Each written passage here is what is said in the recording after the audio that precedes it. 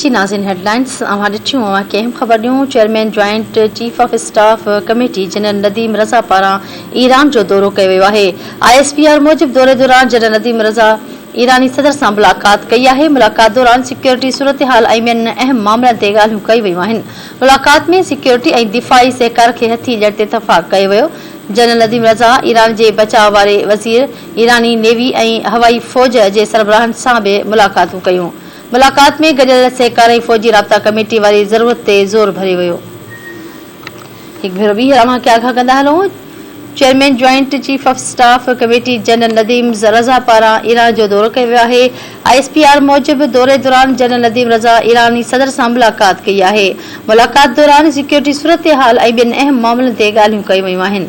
अहम ख़बर ॾियूं पिया। मुलाक़ात में सिक्योरिटी ऐं दिफ़ाई सहकार खे हथी जड़ ते इतफ़ाक़ कयो वियो आहे।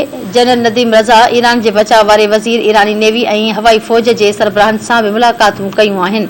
मुलाक़ात में गॾियल सहकार ऐं फ़ौजी राब्ता कमेटी वधाइण वारी ज़रूरत ते ज़ोर भरियो वियो।